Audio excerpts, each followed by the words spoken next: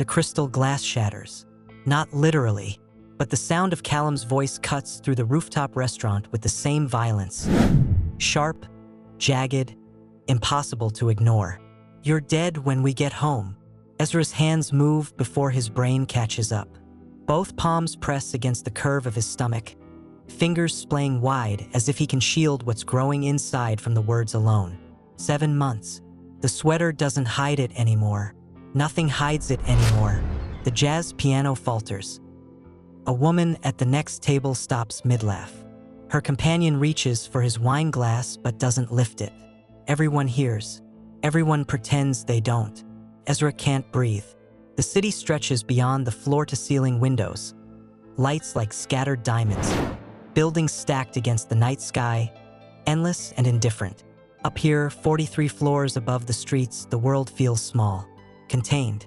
There's nowhere to run when the cage is made of glass and elegance. Callum leans forward, elbows on the white tablecloth, jaw so tight the muscle jumps beneath his skin. His eyes are black, not brown, black, the way they get when he's decided something. "I told you," Callum hisses, voice dropping just low enough to be worse. "You don't draw attention, ever." The server had only asked if Ezra needed a cushion for his back. That's it. A simple question. Kindness. Callum had gone rigid. His fork clattered against the plate. The tenderloin knife stayed in his hand a second too long before he set it down with deliberate care. Now the threat hangs in the air like smoke.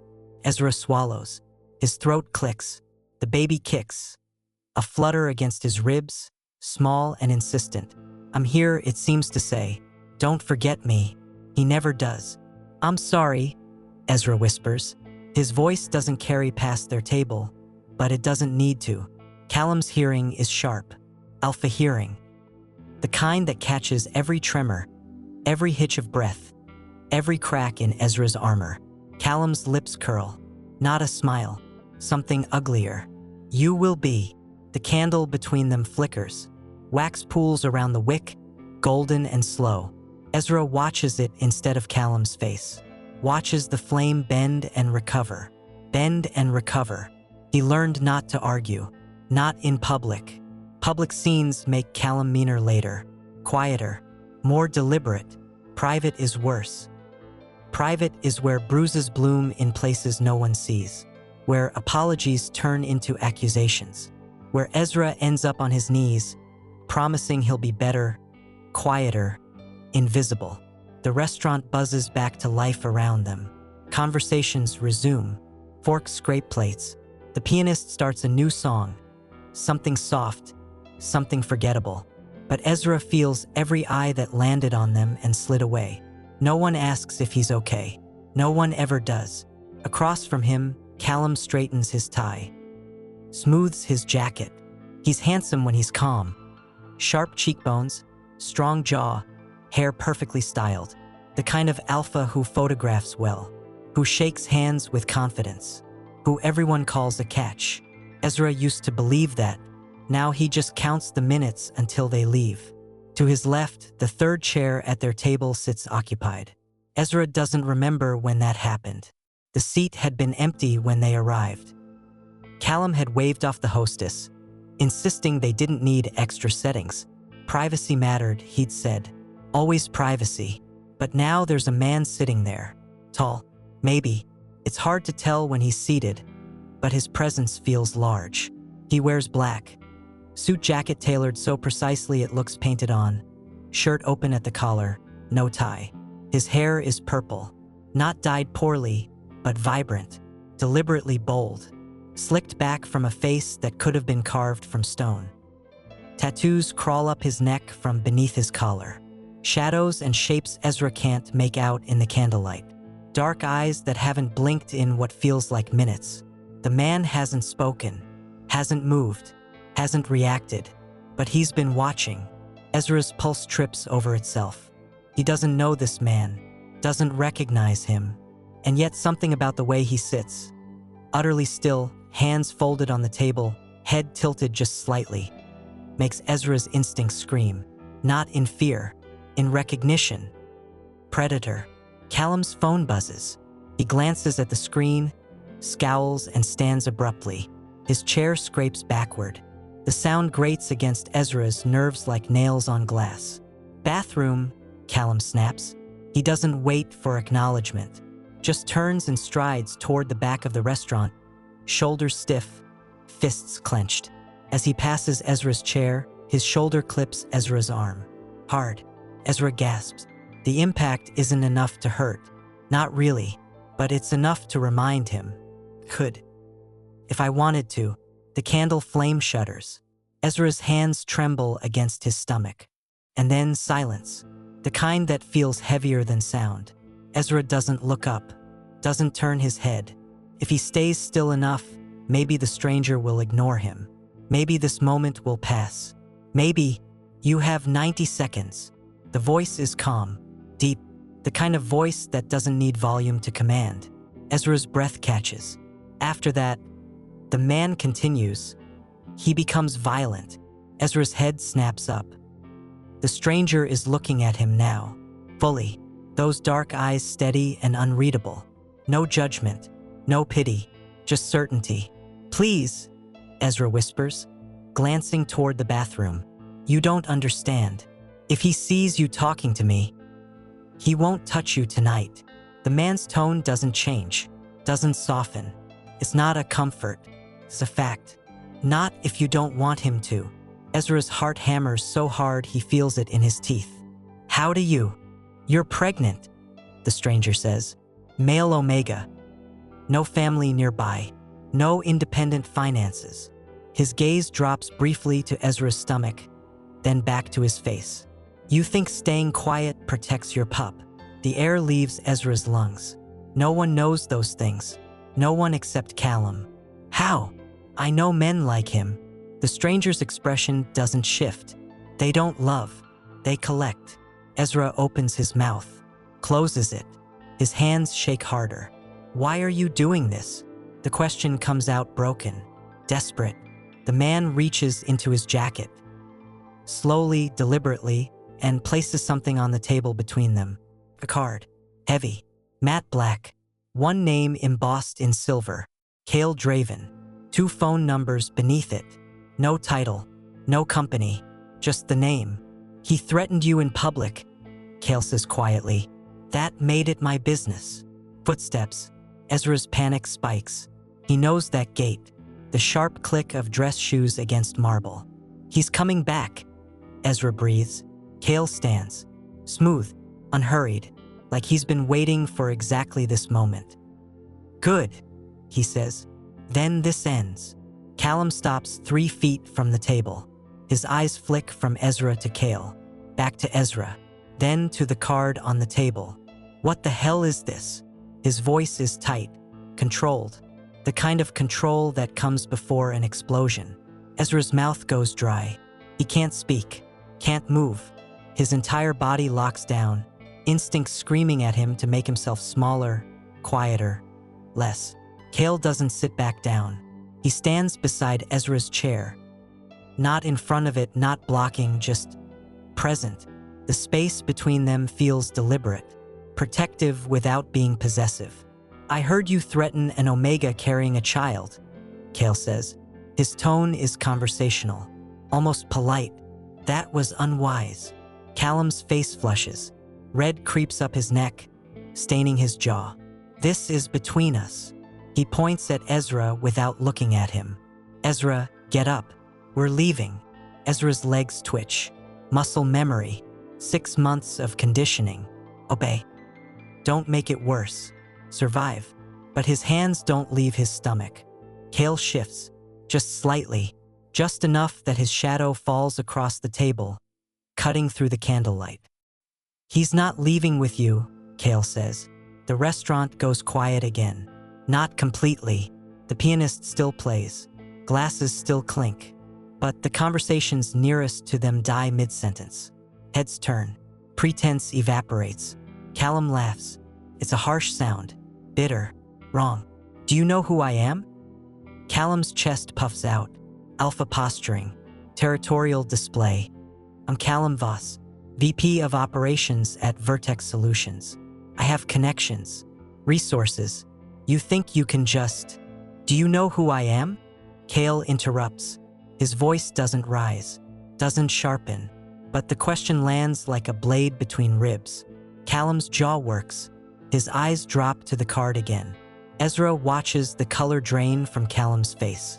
It happens slowly, like watching ink bleed backward into paper. The red fades. The bluster crumbles. Something else slides into place. Fear. Draven. Callum breathes. Kael tilts his head. A fractional movement. Yes. The name ripples outward. Ezra feels it even though he doesn't understand it. The shift in air pressure. The way nearby diners glance over, then deliberately look away. The server who'd been approaching their table veers off mid-stride. I didn't realize, Callum says quickly. Too quickly. His hands come up, palms out. There's been a misunderstanding. Kael turns to Ezra. Is it? 2 words. That's all. But they land on Ezra's chest like a weight, like a choice. He could lie, could smooth this over, could go home with Callum and apologize and promise to be better, quieter, invisible. He's done it before. The baby kicks again, harder this time. Ezra's breath shudders. No, he whispers. The word feels like jumping off a cliff. Callum steps forward. Ezra, don't. Kael moves. One moment Callum's hand is reaching out. The next, his wrist is caught in Kael's grip. Bent at an angle that looks wrong. Painful. Callum gasps. If you touch him again, Kael says quietly, you will not have hands. Silence. Complete. Absolute. Even the piano stops. 2 men appear. Ezra doesn't see where they come from. One moment, the space behind Kael is empty. The next, there are 2 figures in dark suits, faces blank, posture military straight. Escort Mr. Voss out, Kael says. Ensure he understands that neither Ezra nor this child are accessible to him. The men move like shadows, efficient, silent. Callum struggles. You can't. This isn't. One of the men leans close to Callum's ear, whispers something Ezra can't hear. Callum goes pale.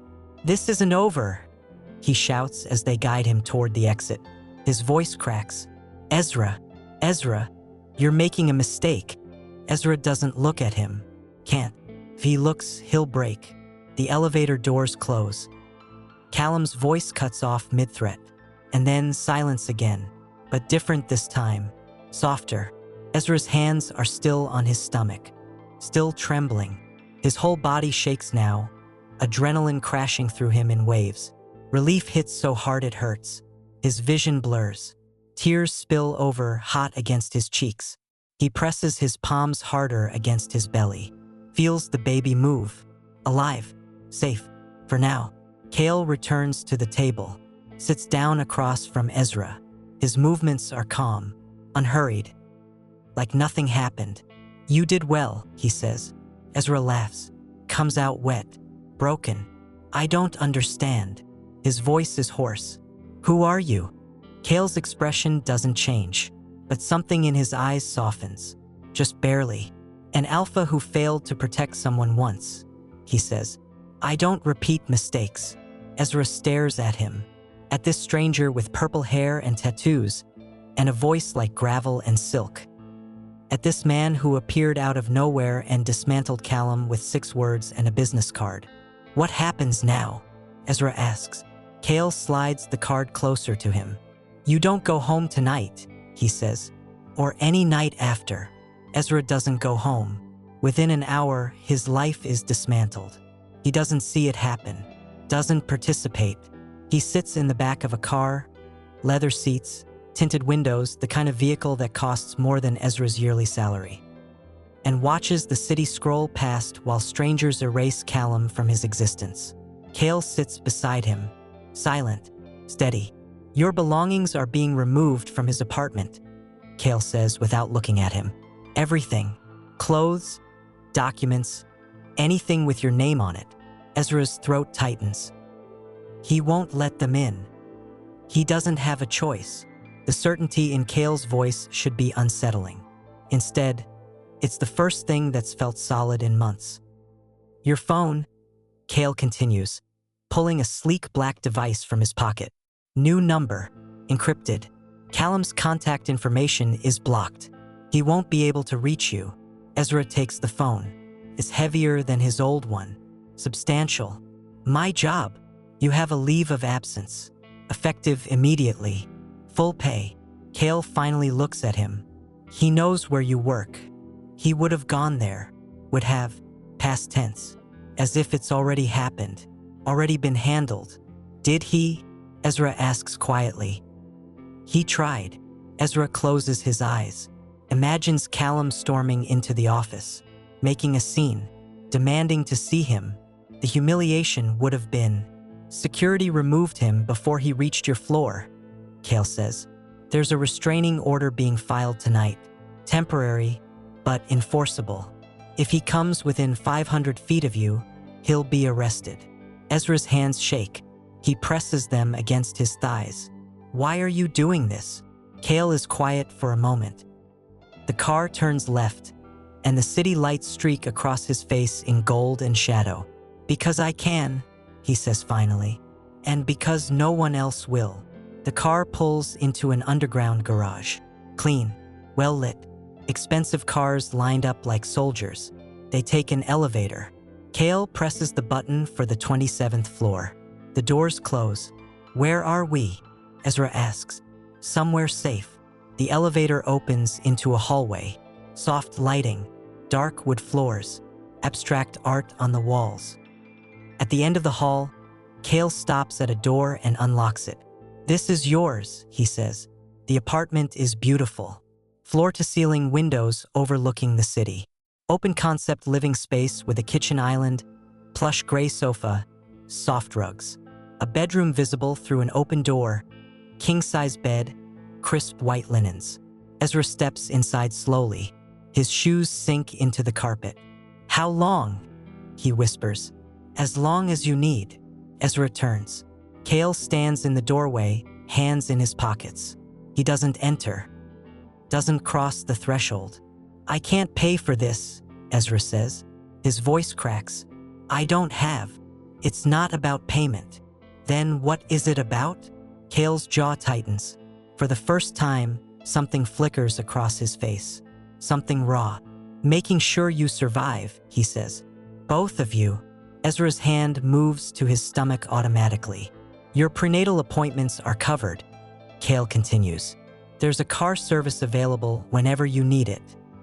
Food will be delivered daily unless you prefer to cook. If you need anything, you call the first number on that card. And if I call the second? Kael's eyes meet his. That one reaches me directly. The air between them thickens. Ezra should be terrified, should be questioning this. A stranger doesn't just swoop in and rebuild your life, doesn't remove obstacles like they're nothing, doesn't offer safety without strings. But when he looks at Kael, he doesn't see manipulation. He sees someone who understands what it means to be hunted. Thank you, Ezra whispers.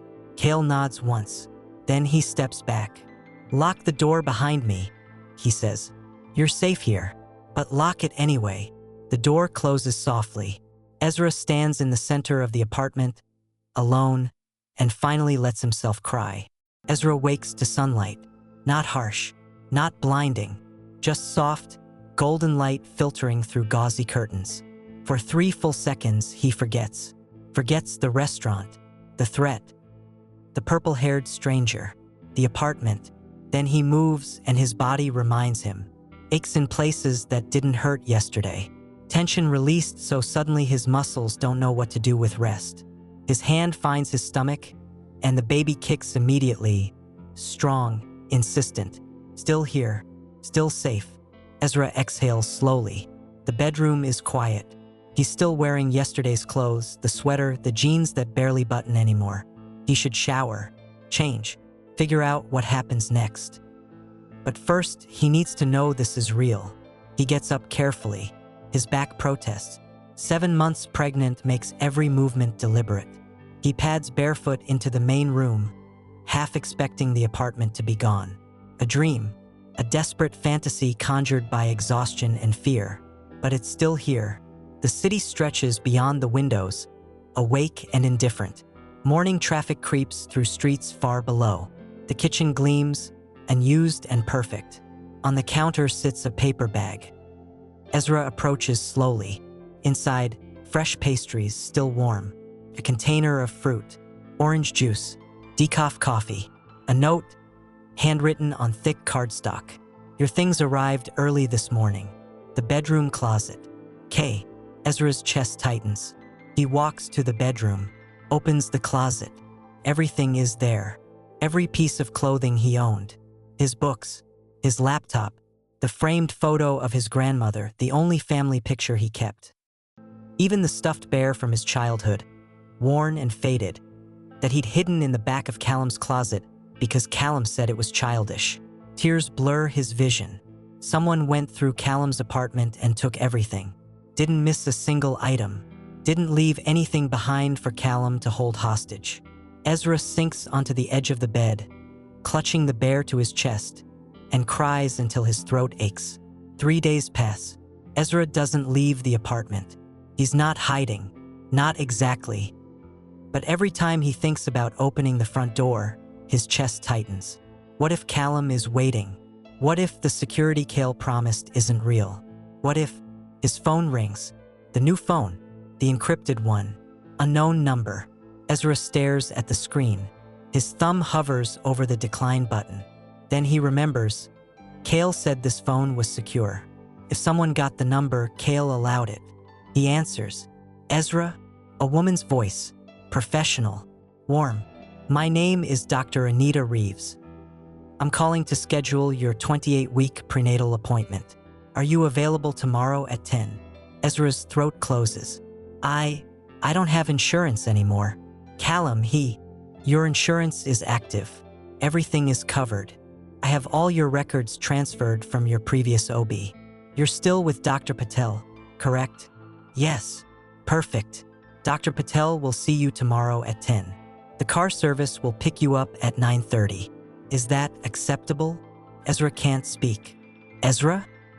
Concern softens her tone. Are you all right? I don't understand, he whispers. How? You're under protective care, Dr. Reeves says gently. That means your health and your baby's health are our priority. We'll see you tomorrow. The line goes dead. Ezra lowers the phone slowly. Protective care. What does that even mean? The next morning, a car arrives exactly at 9:30. Black sedan, tinted windows. The driver nods when Ezra emerges from the building but doesn't speak. The drive is smooth, silent. Ezra watches the city pass, his hand pressed to his stomach. Dr. Patel's office is in a medical building downtown. Ezra has been here before, back when Callum still pretended to care about prenatal visits. Before he started calling them inconvenient. Before he stopped coming entirely. Ezra checks in at the desk. The receptionist smiles. Right this way, Mr. Hayes. The exam goes smoothly. Measurements, heartbeat, ultrasound. Dr. Patel is kind, thorough, exactly as Ezra remembers. Baby looks perfect, she says, wiping gel from Ezra's stomach. Strong heartbeat, good positioning. You're doing great. Ezra nods. His throat is too tight to speak. Dr. Patel pauses. Ezra, I need to ask, are you safe? The question lands like a punch. Ezra swallows. I am now. Dr. Patel's expression softens. Good, because if anything changes, you tell me. Understood. Understood. Outside, the driver is waiting. But when Ezra emerges from the building, he's not alone. Callum stands on the sidewalk. Ezra freezes. Callum looks wrong. Hair disheveled. Shirt wrinkled. Eyes wild. Ezra, he shouts. Ezra, please. I need to talk to you. People turn. Stare. Ezra's pulse hammers. He can't move. Can't breathe. The driver steps between them. Mr. Voss, the driver says calmly. You're in violation of a restraining order. Leave now or I call the police. Callum's face twists. This is insane. He's carrying my child. I have rights. You have nothing, the driver says. 2 security guards emerge from the building, radios in hand. Eyes sharp, Callum looks at Ezra, really looks at him, and for a split second Ezra sees it. Not love, not remorse, loss of control. That's all this is. Callum doesn't miss Ezra. He misses ownership. "I'll fight this," Callum says. His voice shakes. "I'll take you to court. I'll get custody. You can't keep my child from me." Ezra's hand tightens on his stomach, and something inside him hardens. "Try," Ezra says quietly. Callum's eyes widen. The driver opens the car door. Ezra climbs in without looking back. As they pull away, he watches Callum shrink in the rearview mirror. Smaller, smaller, gone. The letter arrives 3 days later. Ezra finds it slipped under his apartment door when he wakes. White envelope. Expensive paper. His name written in sharp, angry handwriting. He doesn't recognize the script, but he knows who sent it. His hands shake as he opens it. "Ezra, I don't know what you think you're doing, but this ends now. That's my child you're carrying. My child. You don't get to disappear with it just because you decided to throw a tantrum. I've retained legal counsel. They're filing for custody. You'll be served papers soon. And when the court sees that you're unstable, unemployed, and living off some criminal's charity, they'll grant me full custody. You're making a mistake. Come back. We can fix this. But if you don't, I'll make sure you never see our child again." See, Ezra reads it twice, then a third time. The words blur. His vision tunnels. Custody. He never thought, never considered. The baby isn't even born yet, but Callum can still take them, can still fight, can still use the law, money, connections to rip Ezra's pup away before they've even had a chance to. Ezra collapses onto the couch. The letter flutters to the floor. He can't breathe, can't think. His phone rings. He doesn't look at the screen, just answers. "Ezra," Kael's voice, calm, steady. "I need you to listen to me. He's going to take my baby." Ezra chokes out. He sent a letter, custody." "I know." Ezra's breath hitches. "You know?" "He filed papers this morning. My legal team was notified immediately." "Your legal team?" "They're handling it," Kael says. "Callum has no case. No court will grant custody to someone with a restraining order for domestic threats, especially not against a pregnant Omega. But he said what abusers always say, threats designed to make you come back, to make you doubt yourself." Kael's tone hardens. "It won't work." Ezra presses his free hand to his stomach. The baby kicks, hard. What if he's right? Ezra whispers, "What if I'm not enough? What if?" "Ezra," Kael's voice cuts through the spiral. "Look at me. You're not here. Turn on your laptop. Check your email." Ezra fumbles for his laptop, opens it. His inbox has one new message. Subject: legal documentation confidential. He opens it. 3 attached PDFs. Restraining order, approved. Custody filing, dismissed. Lack of standing. Counterpetition for sole parental rights, pending. Ezra's vision swims.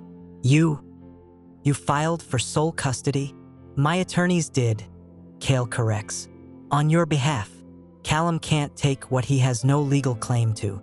And after what he did, no judge will side with him. But the baby is his biologically. Biology doesn't grant rights. The law does. And the law protects Omegas and their offspring from threatening alphas." Kael pauses. "He won't touch you, or your pup, ever." Ezra's hands shake so hard he nearly drops the laptop.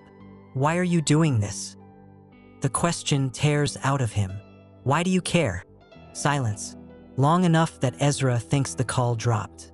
Then Kael speaks. "Because someone did this to someone I loved once," he says quietly. "And I wasn't there to stop it." Ezra's chest aches. "What happened to them?" Another pause.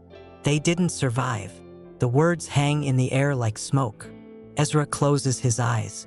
"I'm sorry." "Don't be sorry," Kael says. "Be safe. That's all I need." The call ends. Ezra sits in the silence, staring at the legal documents on his screen. For the first time in months, he lets himself believe. Maybe he can do this. Maybe they'll be okay. Maybe. His phone buzzes. Text message. Unknown number. You think Draven can protect you forever? He can't watch you every second. Accidents happen, Ezra. Especially to pregnant omegas. Sleep well. Ezra's blood turns to ice. Ezra doesn't sleep. The text message glows in his mind every time he closes his eyes. Accidents happen. Especially to pregnant omegas. He sits on the couch. Lights on. Curtains drawn. One hand pressed to his stomach. The baby moves constantly now.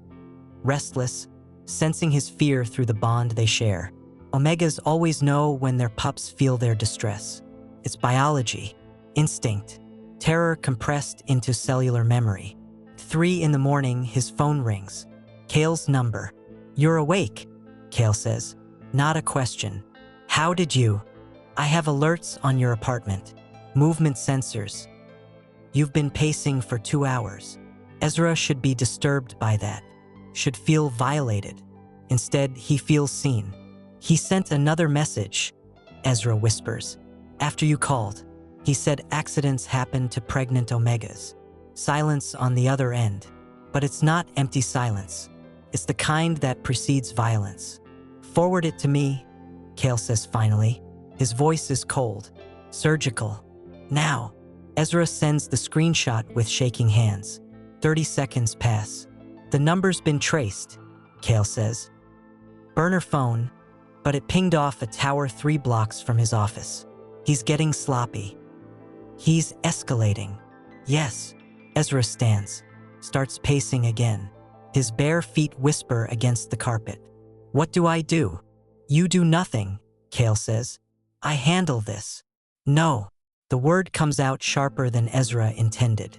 He stops walking, presses his palm harder against his stomach. No. Kael's tone shifts. Curious. Not angry. I can't. Ezra's voice cracks. He swallows. Tries again. I can't let you fight all my battles. That's what Callum did. Made every decision. Controlled everything. I won't trade one cage for another. The silence stretches. Then Kael speaks. What do you want? 3 words. Simple. Impossible. No one has asked Ezra what he wants in 6 months. I want. Ezra closes his eyes. Breathes. I want to face him. One more time. On my terms. That's dangerous.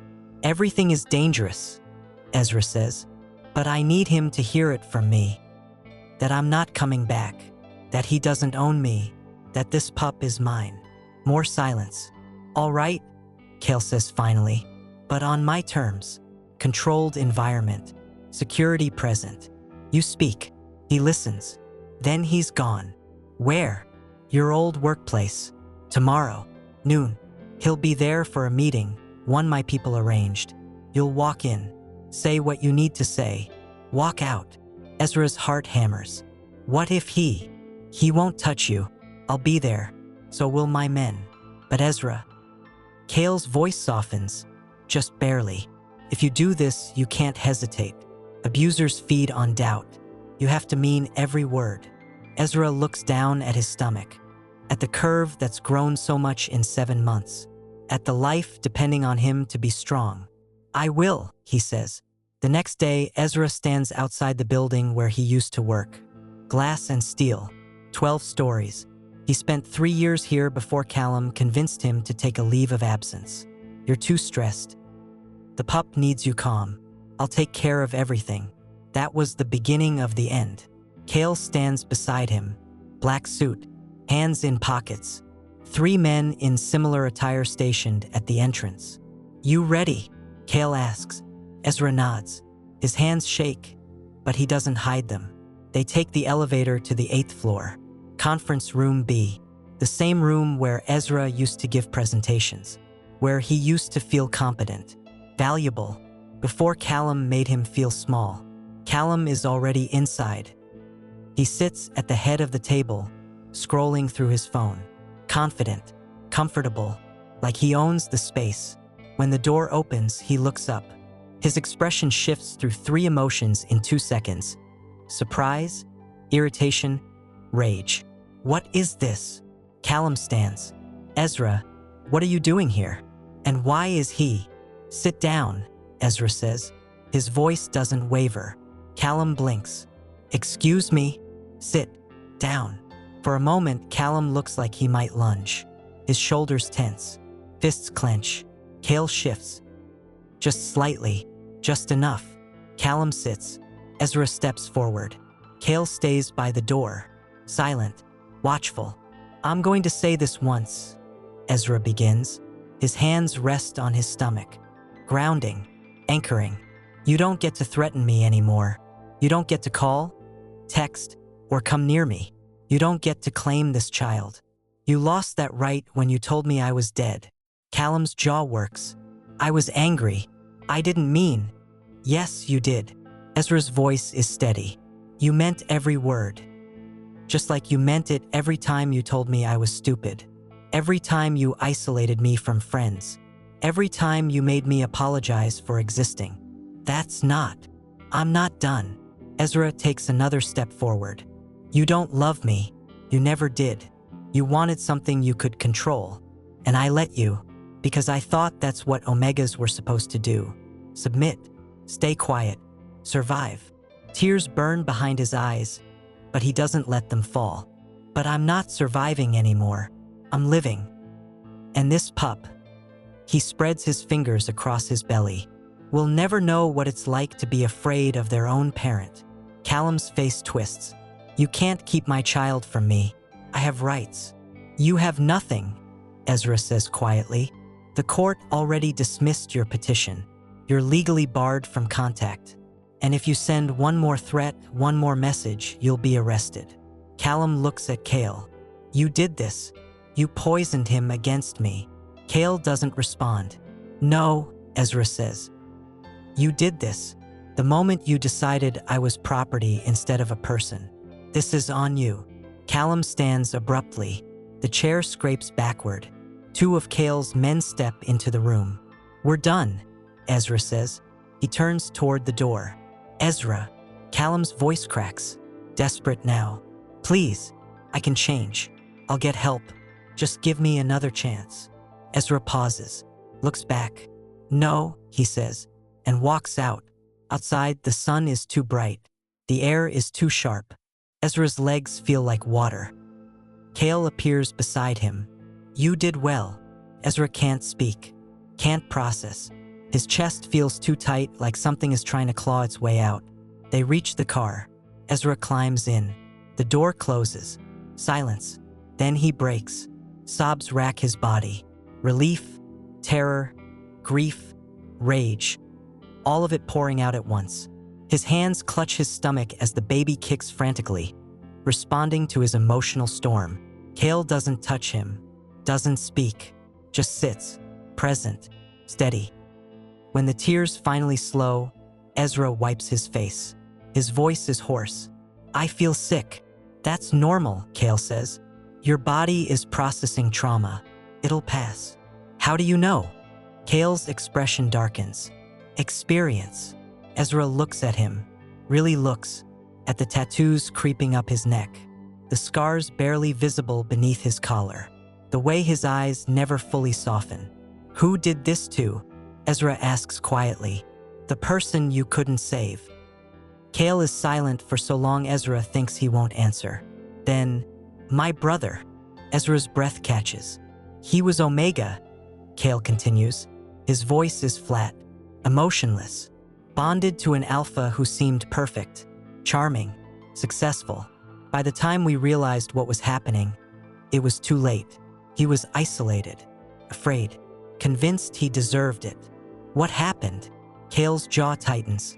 He tried to leave. The alpha didn't let him. 3 weeks later, my brother was dead. Accident, the report said. Fell down the stairs. Ezra's chest aches. I'm sorry. Don't be sorry. Kael finally looks at him. Be alive. That's all I need. The car starts moving. Ezra leans back, closes his eyes, feels the baby settle. For the first time in months, he feels something other than fear. He feels strong. The contractions start at 2 in the morning. Ezra wakes to pain, sharp, radiating from his lower back around to his belly. He gasps, presses both hands to his stomach. The baby is still, too still. No, no, no, no. Another contraction. Stronger. He cries out. 7.5 months. Too early. The pup isn't due for 6 more weeks. Panic claws up his throat. His phone is on the nightstand. He grabs it with shaking hands. Scrolls to Kael's direct number. Presses call. It rings once.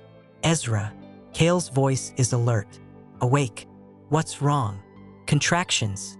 Ezra gasps. It's too early. The baby, I can't feel. I'm on my way. Don't move. Ambulance is en route. The line goes dead. Ezra tries to breathe. Counts. 1, 2, 3, 4. Another contraction rips through him. He doubles over, forehead pressed to his knees. Please, please let them be okay. The apartment door crashes open. Kael strides in, still buttoning his shirt. He's beside Ezra in 3 steps. How far apart? Kael asks. 3 minutes? 4. Kael's expression doesn't change, but his hand moves to Ezra's wrist, checking his pulse. Steady, competent. You're in active labor, Kael says. EMTs are 2 minutes out. It's too early, Ezra sobs. Something's wrong. They're not moving. They're conserving energy, Kael says firmly.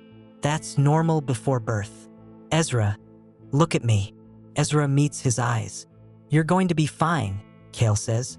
Both of you. The EMTs arrive. Efficient. Calm. They get Ezra onto a stretcher. Check vitals. Start in 4. Kael follows them into the ambulance. Sir, are you family? The EMT asks. Yes, Kael says without hesitation. The EMT doesn't question it. The hospital is a blur. Bright lights, rushed voices, hands on his body, checking, measuring, monitoring. Dr. Patel appears. Ezra, you're doing great. Baby's heart rate is strong. We're going to deliver now. Okay? It's too early, Ezra gasps. 34 weeks is early, but survivable. We have a full NICU team standing by. Your pup is going to be fine. They will him into the delivery room. Kael follows. Sir, you need to. I'm staying, Kael says. His tone leaves no room for argument. Dr. Patel glances at Ezra. Is that all right? Ezra nods. He can't explain it, can't justify it. But the thought of Kael leaving makes the panic worse. All right, Dr. Patel says. Let's meet your baby. Labor is pain, not the sharp, sudden kind. The grinding, relentless kind. Contractions that build and crest and never fully recede before the next wave crashes. Ezra screams, cries, begs for it to stop. Kael stays. He doesn't hold Ezra's hand. Doesn't coach his breathing. Just stands near the head of the bed, presence solid and unmoving. One more push, Dr. Patel says. Come on, Ezra. You're almost there. Ezra bears down. Every muscle in his body screams. And then, a cry. Thin, reedy, furious. It's a boy, Dr. Patel announces. Ezra collapses back against the pillows. Tears stream down his face. They clean the baby quickly, wrap him in a blanket, place him on Ezra's chest. He's tiny, so tiny, wrinkled and red and perfect. Dark skin, a shock of black hair, eyes squeezed shut against the brightness. Ezra's hands cradle his pup's head, feeling the warmth, the weight, the impossible reality. Hi, Ezra whispers. His voice breaks. Hi, baby, I'm your papa. I've got you. You're safe. The baby's cry quiets. His tiny fist curls against Ezra's chest. Ezra looks up. Kael stands at the foot of the bed. His expression is unreadable, but something in his eyes, something raw and unguarded, makes Ezra's breath catch. Thank you, Ezra says. Kael's jaw tightens. He nods once. What's his name? The nurse asks. Ezra looks down at his son, at the life he grew, the pup he protected, the future he fought for. Elijah, he says softly. His name is Elijah. They keep Elijah in the NICU for observation. He's small, 4 pounds, 6 ounces, but strong, breathing on his own, fighting. Ezra refuses to leave. He sits in the chair beside the incubator, hand pressed to the glass, watching his son's chest rise and fall. Kael brings him food, coffee, a blanket when he shivers. "You should rest," Kael says. "I can't." "Ezra, what if something happens?" Ezra's voice cracks. "What if he needs me and I'm not here?" Kael crouches beside the chair, meets Ezra's eyes. "He needs you alive and functional," Kael says quietly, "not exhausted and collapsing. Rest. I'll watch him."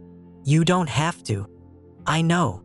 Something in Kael's tone makes Ezra stop arguing. He stands slowly. His body aches. Everything aches. The hospital has given him a room down the hall. Ezra walks there on unsteady legs. Kael follows. "I'll be right outside," Kael says. "If anything changes, I'll wake you." Ezra nods, climbs into the bed. His body feels like it's been wrung out and hung to dry. But as he closes his eyes, one thought loops through his mind. Elijah is here. Elijah is safe. And for the first time in 7 months, Ezra sleeps without fear. Elijah comes home after 12 days. Still small, still fragile, but thriving. Ezra carries him through the apartment door like he's made of glass. Every step deliberate, every breath careful. Kael follows with the car seat, diaper bag, and enough supplies to stock a small hospital. "The nursery is ready," Kael says. "If you need anything." "I know." Ezra smiles. It feels strange on his face. Unfamiliar. "Thank you for everything." Kael nods, then hesitates. "Ezra, there's something you should know." Ezra's stomach clenches. "What?" "Callum filed a motion, emergency custody hearing. He's claiming you're unfit because you gave birth prematurely and..." Kael's expression hardens. "Because you're living with a criminal." The room tilts. "When?" "Tomorrow, 10 a.m. Ezra sinks onto the couch. Elijah stirs in his arms, tiny fist waving. "How is that possible?" "You said." "His attorney is aggressive. Found a sympathetic judge. It's a long shot, but they're trying." "What do we do?" "We show up," Kael says. "We present the facts. We win. And if we don't?" Kael's silence is answer enough. The courtroom is smaller than Ezra expected. Wood paneling, uncomfortable chairs. A judge who looks tired before the hearing even starts. Callum sits at the plaintiff's table with his attorney, a sharp-eyed woman in a gray suit. He's cleaned up, hair styled, suit pressed, the picture of a concerned alpha. Ezra wants to vomit. Kael's attorney, a man named Marcus Chen, calm and meticulous, sits beside Ezra. Kael himself sits in the gallery. He's not allowed at the table, not family, not legally recognized, but his presence steadies Ezra anyway. The judge calls the court to order. "Mr. Voss, you're petitioning for emergency custody of a newborn. On what grounds?" Callum's attorney stands. "Your Honor, my client is the biological father of the child. Mr. Hayes gave birth prematurely due to stress from an unstable living situation. He's currently residing with a known criminal." She glances at Kael, "who has connections to organized crime. We believe the child is in danger." The judge looks at Ezra. "Mr. Hayes, do you have representation?" Marcus stands. "Yes, Your Honor. Marcus Chun on behalf of Ezra Hayes." "Proceed."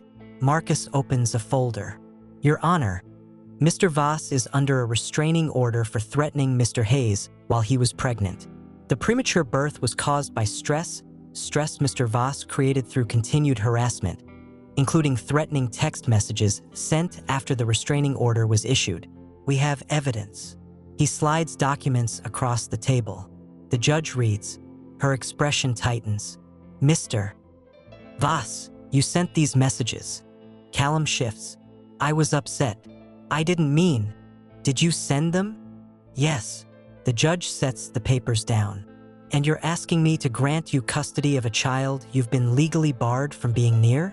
"I'm the father," Callum insists. I have rights. Rights are earned, Mr. Voss, not granted by biology alone. The judge looks at Ezra. Mr. Hayes, do you feel safe with your current living arrangements? Ezra stands slowly. His legs shake, but his voice doesn't. Yes, Your Honor. And your child? Do you believe he's in danger? No.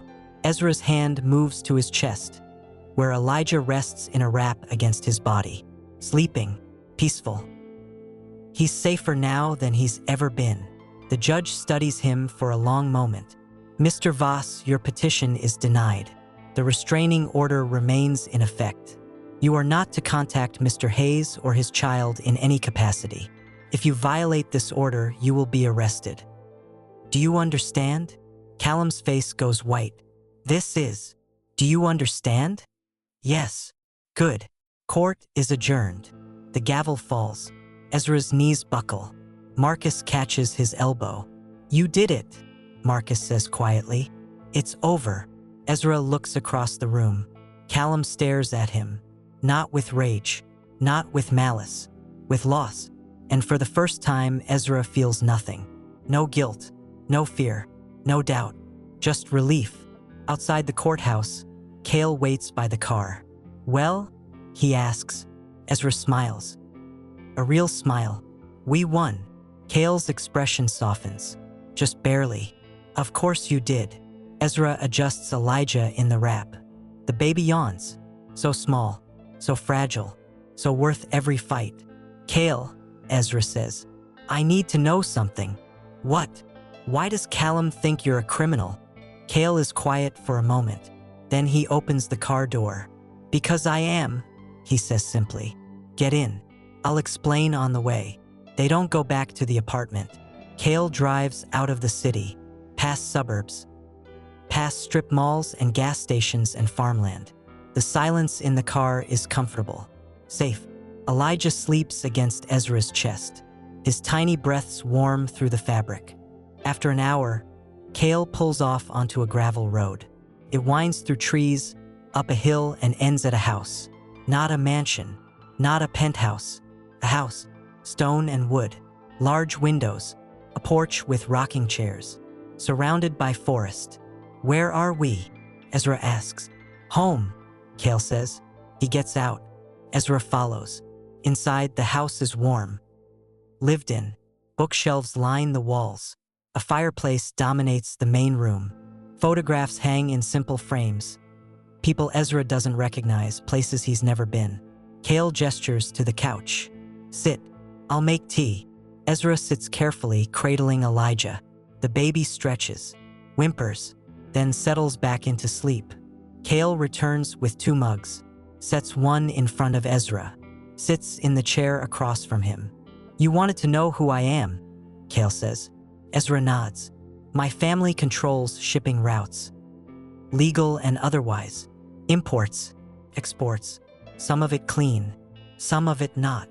Kael's tone is matter-of-fact. I was born into it, raised for it. By the time I was 25, I ran the East Coast operations. So you're a criminal? Yes. Kael sips his tea.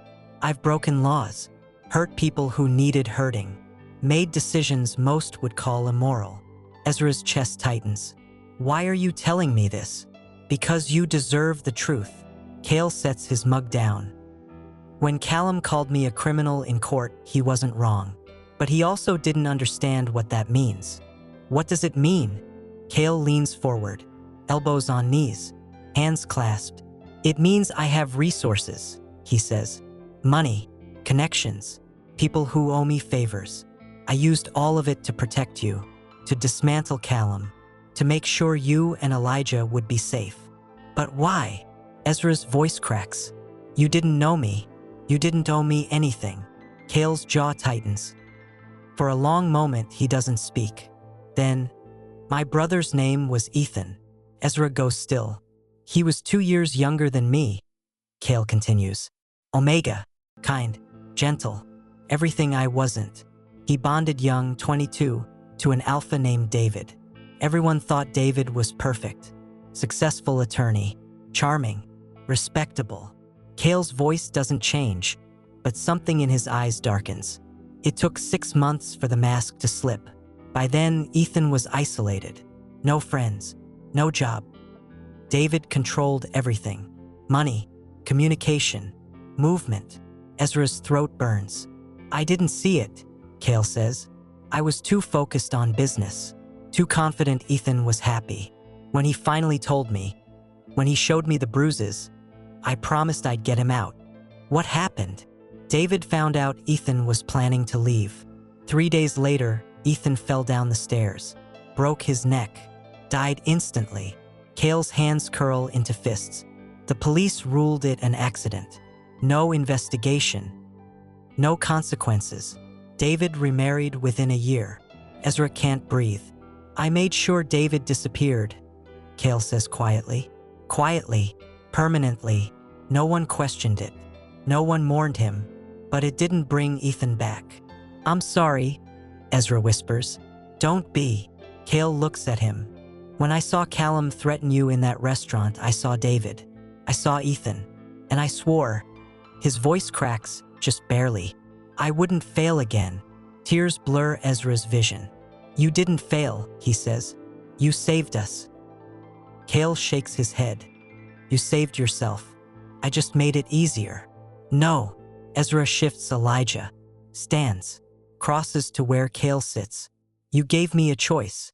No one had done that in so long. You gave me space to choose safety. To choose life. That's not nothing. Kael looks up at him. And for the first time since they met, Ezra sees past the control, the authority, the careful walls. He sees grief. I'm not a good man, Ezra, Kael says. Maybe not, Ezra replies. But you're good to me. The silence stretches. Then Kael stands. Stay here tonight, he says. Both of you. This house is off the grid. No one knows about it. You'll be safe. What about you? I'll take the guest room. Ezra hesitates. Then, Kael. Yes. Thank you for telling me, for trusting me. Kael's expression softens. Just a fraction. You trusted me first, he says. That night, Ezra lies in the master bedroom with Elijah beside him in a bassinet. The window is cracked. Cool air drifts in. The sound of wind through trees. Peace. Real peace. For the first time in 7 months, Ezra lets himself imagine a future. One where Elijah grows up safe, loved, free. One where Ezra doesn't flinch at raised voices. One where maybe, just maybe, he's not alone.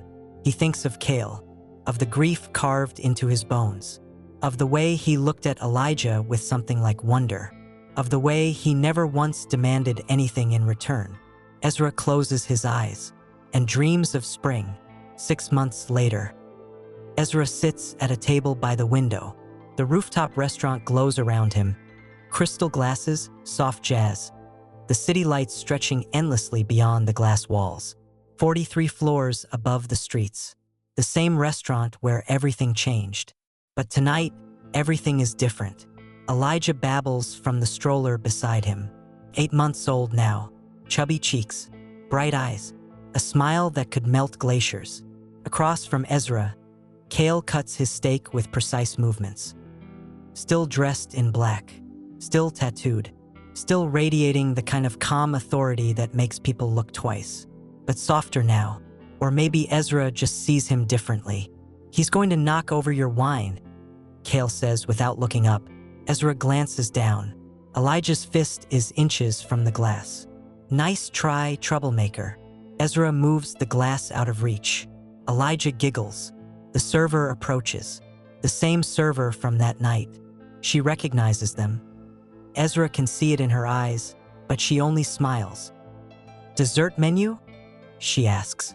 Please, Ezra says. She leaves it and retreats. Ezra looks around the restaurant. 6 months ago, he sat in this room terrified. Small. Convinced he deserved the threats, the fear, the control. Now he sits here with his son. With Kael. With a future he chose. What are you thinking? Kael asks. Ezra meets his eyes. That I'm glad you were here that night. I'm glad I listened. To what? My instincts. Kael sets his fork down. I almost didn't intervene. I told myself it wasn't my business, that I'd seen worse, that you'd figure it out. What changed your mind? Kael's gaze drops to Elijah.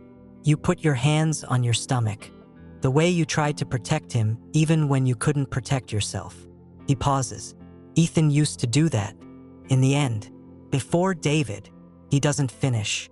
Ezra reaches across the table, places his hand over Kael's. You saved us, Ezra says quietly. Both of us. Kael's fingers curl around his. Warm, solid. You saved yourself, Kael says. I just made sure you had the chance. Elijah makes a loud, impatient noise. Both men look at him. He's reaching for Kael. Kael's expression shifts. Something vulnerable flickers across his face. He stands, rounds the table, and lifts Elijah from the stroller with surprising gentleness. Elijah immediately grabs Kael's collar, tries to put it in his mouth. No, Kael says firmly. Elijah giggles. Ezra watches them. His chest aches, but not with pain. With something else. Gratitude, hope, maybe even love. Not romantic love. Not yet. Maybe not ever. But the kind of love that grows in quiet moments. In shared silence. In someone showing up day after day without demanding anything in return. I've been thinking, Ezra says. Kael looks at him. Elijah still in his arms. About what?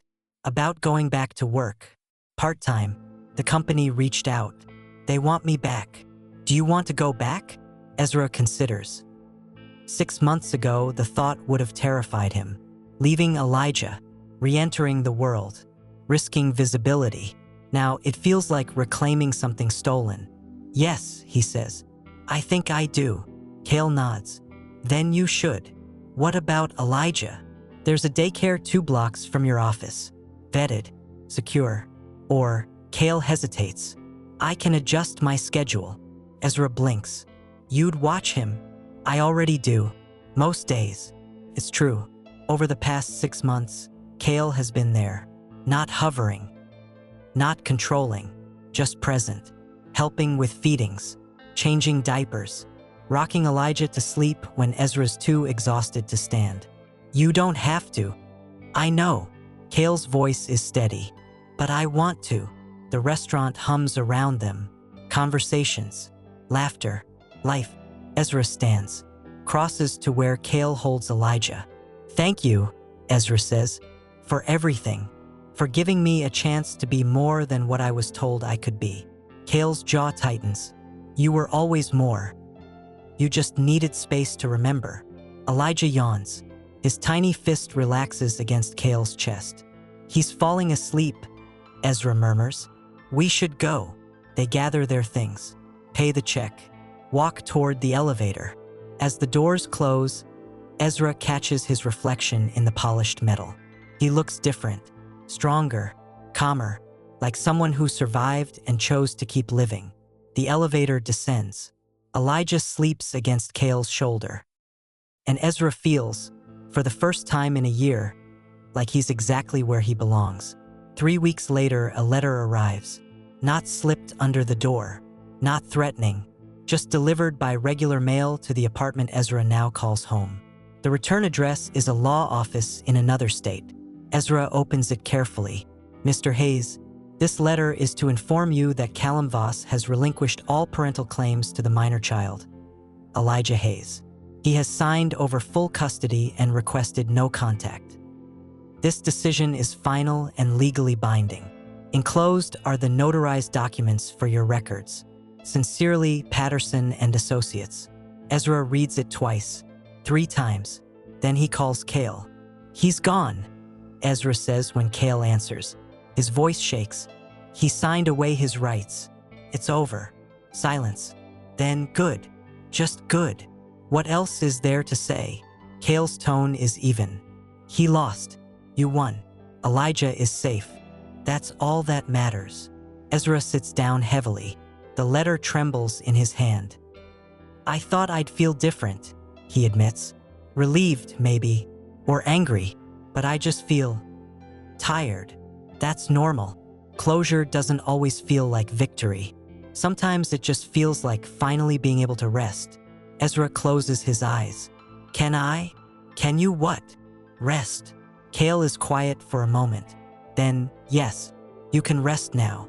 Spring arrives. Elijah takes his first steps in the park. Kael catches him when he stumbles. Ezra captures it on video, laughing so hard tears stream down his face. They celebrate with ice cream. Elijah gets more on his face than in his mouth. You're terrible at this, Kael says, wiping chocolate from Elijah's nose. He's having fun, Ezra protests. He's a mess. Same thing. Kael's lips twitch, almost a smile.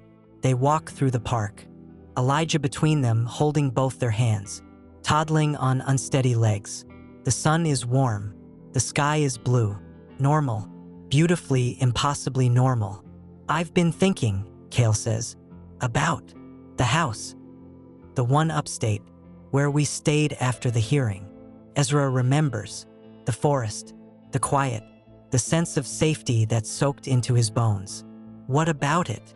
I'm thinking of spending more time there, getting out of the city. Kael glances at him. I was wondering if you and Elijah would want to join me. Not permanently, just weekends, or whenever you need space. Ezra's heart stutters. You want us to… what? Move in. I want you to have options, Kael says carefully. The apartment is yours, always, but if you want something different, something quieter, it's there. Elijah tugs on Ezra's hand, points at a dog across the path. Doggy, he shouts. His first word was Papa. His second was Kael. Ezra crouches down. Yes, baby, that's a doggy. When he stands, Kael is watching him with that unreadable expression. I'll think about it, Ezra says softly. Kael nods. They walk in silence for a while. Then Ezra says, ask me again in a month. Kael's lips curve, just barely. All right. A month passes. Ezra says yes. The house upstate becomes their refuge. Weekends, holidays, whenever the city feels too loud, too sharp, too much. Elijah grows, walks steadily now, talks in full sentences, laughs without fear. Ezra watches him run through the forest, chasing butterflies, and feels something settle in his chest. Peace. Real, lasting peace. Kael sits on the porch, reading. His presence is as steady as ever. Not demanding, not controlling, just there. One evening, after Elijah is asleep, Ezra joins Kael on the porch. The stars are bright. The air is cool. Thank you, Ezra says. For what? For not being him. For never making me feel like I owe you. Kael sets his book down, looks at Ezra. You don't owe me anything, he says. You never did. I know. Ezra smiles. That's why I'm grateful. They sit in silence. Then Ezra says, I think I'm ready. For what? To try. To let someone in. Not out of fear. Not out of need. Just because I want to. Kael's expression shifts. Something cautious. Hopeful. And who did you have in mind? He asks quietly. Ezra meets his eyes. Someone who sees me. Who saw me even when I couldn't see myself. Someone who didn't save me, but gave me space to save myself. Kael stands slowly, crosses to where Ezra sits. That's a lot to live up to, he says. You already do. Kael's hand cups Ezra's face. Gentle, reverent. Are you sure? Kael asks. I'm not. I can't promise I'll be easy. My life is complicated, dangerous sometimes. And his voice drops. I'm still learning how to be soft. I don't need soft, Ezra says. I need steady, and you're the steadiest person I know. Kael leans down. The kiss is careful, tentative, like neither of them is quite sure this is real. But it is. And when they pull apart, Ezra feels something he thought he'd lost forever. Hope. 2 years later, Ezra stands on the same rooftop restaurant. Same view. Same city lights. Same table, but everything is different. Elijah sits in a booster seat, coloring enthusiastically. He's 3 now, confident, fearless, loved. Kael sits beside him, helping him stay inside the lines. Patient, present. Ezra watches them and feels his chest expand. A server approaches, different from before, younger. Celebrating something? She asks. Ezra smiles. Life, she laughs. Best reason there is. When she leaves, Kael looks at Ezra. What are you thinking? He asks. Ezra considers. That 2 years ago, I sat at this table and thought my life was ending. And now I know it was just beginning. Kael's hand finds his across the table. Their fingers intertwine. Elijah looks up from his coloring. Papa, why you crying? Ezra didn't realize he was. Happy tears, baby, he says. Just happy tears. Elijah nods sagely. Oh, okay. Then goes back to his drawing. The city glows beyond the glass. And Ezra, for the first time in his life, feels complete. 5 years later, the doorbell rings. Ezra answers it, Elijah at his side. The boy is 8 now, tall for his age, bright-eyed, quick to smile. A delivery person hands Ezra a package. Sign here. Ezra signs. The person leaves. What is it? Elijah asks. Ezra opens the box. Inside is a book. Self-published. Simple cover. Survived one Omega story. Ezra's breath catches. He wrote it over the past year. His story. Callum. Kael. The restaurant. The rescue. The healing. Published anonymously. But his. Kael appears in the doorway. It arrived. Ezra nods, unable to speak. Are you going to read it? Elijah asks. Maybe later, Ezra says. Right now, I want to be here. With you. With. He looks at Kael. With family. Kael's expression softens. Elijah grabs the book. Flips through it. When I'm older, can I read it? Ezra crouches down. When you're older, yes. But right now, you just need to know that no matter what happens, you're safe. And you're loved. And no one will ever make you feel small. Elijah throws his arms around Ezra's neck. I love you, Papa. I love you too, baby. Kael places a hand on Ezra's shoulder. Steady, grounding. And Ezra knows, truly knows, that he's exactly where he belongs. The threat that echoed through a restaurant 2 years ago is just a memory now. But what they became after, that's forever. The end. Some alphas dominate to control. Some rule to protect. And once they choose you, they never let go.